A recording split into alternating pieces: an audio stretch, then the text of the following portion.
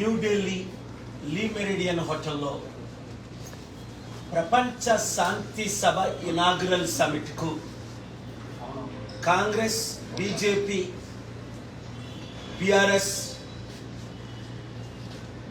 Shiv Sena, Samajwadi party, Stalin DMK, Sharad Pawar, CPI, CPM, Santosh, Kiran 18 పార్టీలు మద్దతు ఇచ్చాయి. ఎంపీలు వచ్చి ఈ గ్లోబల్ పీస్ ఎకనామిక్ సమిట్ ద్వారా దేశానికి అభివృద్ధి, రాష్ట్రానికి అభివృద్ధి అని చెప్పడం జరిగింది. ఇప్పటికే గ్లోబల్ పీస్ ఎకనామిక్ సమిట్కి మద్దతు ఇస్తున్నానని తెలంగాణ ముఖ్యమంత్రి రేవంత్ రెడ్డి గారు వీడియో ఇవ్వడం జరిగింది. అలాగే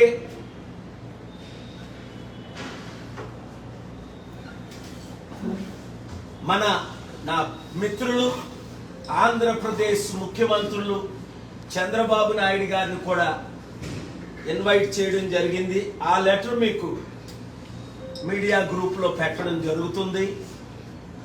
అక్టోబర్ 2న లాస్ ఏంజలస్, కాలిఫోర్నియాలో గ్లోబల్ పీస్ ఎకనామిక్ సమిట్కి ఇక్కడ నుండి ఎంపీలు వస్తున్నారు. అలాగే ప్రపంచంలో ఉన్న 197 దేశాల్లో అనేక దేశాల ప్రెసిడెంట్స్, ప్రైమ్ మినిస్టర్స్ ఈ ఎకనామిక్ సమిట్కి ఆల్రెడీ మద్దతు ఇస్తున్నారు. వారు కూడా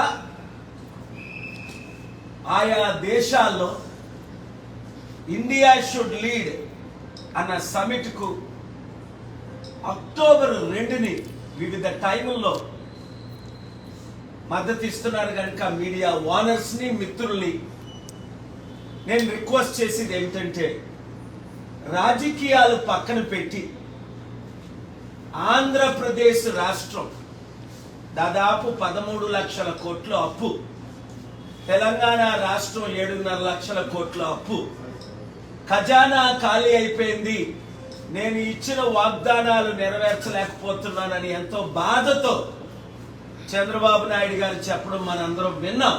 అసెంబ్లీలో చెప్పారు, ప్రెస్ మీట్లో చెప్పారు, బయట చెప్పారు. కానీ ఆ ఖజానాని నింపడం ఎలాగా, ఇచ్చిన హామీలు నెరవేర్చడం ఎలాగా అన్న ప్లాన్తో ఈ లెటర్ నేను చంద్రబాబు నాయుడు గారికి పంపడం జరిగింది.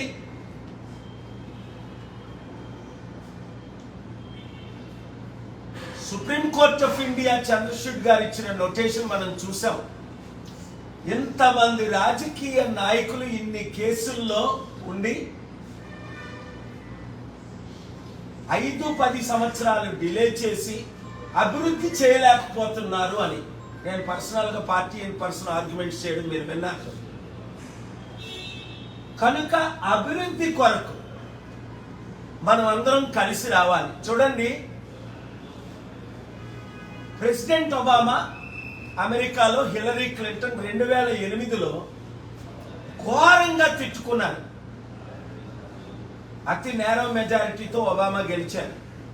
ఎలక్షన్ అయిన తర్వాత నేను ఒబామాకు మద్దతు ఇచ్చాను, మీరు చూశారు. అప్పుడు ఆ తర్వాత నేను ఒబామాకి ఇచ్చిన సలహా ఏంటి, Hillary Clinton secretary of state చేయండి, కలిసి పని చేయండి, రాజకీయాలు అయిపోయి.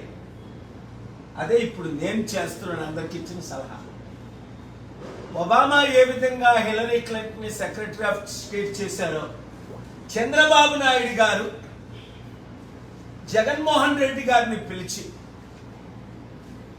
అలాగే ఈ గ్లోబల్ పీస్ ఎకనామిక్ సమిట్కి మా ఖర్చులతో లాస్ ఏంజలస్ వచ్చి అటెండ్ అయితే 45 రోజులే ఉంది.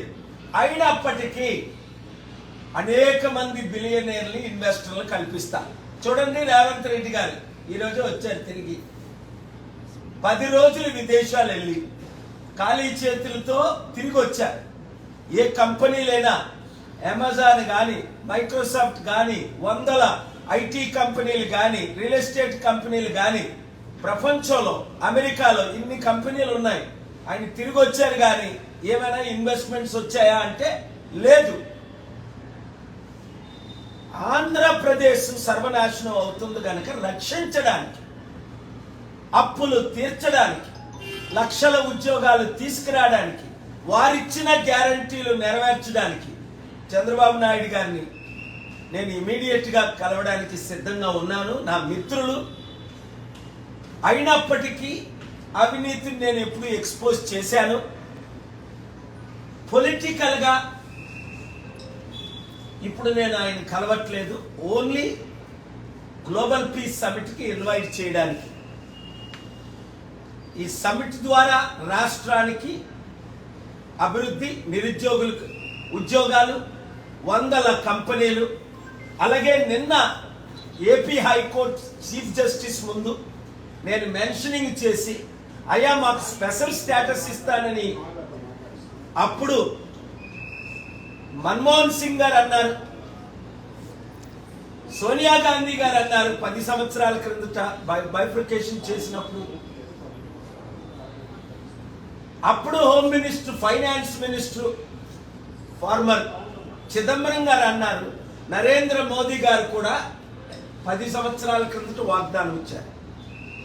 ఇది చట్ట ప్రకారం వాగ్దానాన్ని ఫెయిల్ అయ్యారు అని నేను ఏపీ హైకోర్టులో స్పెషల్ స్టేటస్ కేసుకి ప్రిపేర్ చేసి ఫైల్ చేస్తే, doctor Paul you have the fundamental right, నేను ఆర్డర్ అడిగా ముందు ఫైల్ చేసి లెట్ మీ హియర్. లేదు సార్ మీ కోర్టు టైంను వేస్ట్ చేయను అంటే, honourable chief justice no you have the fundamental right.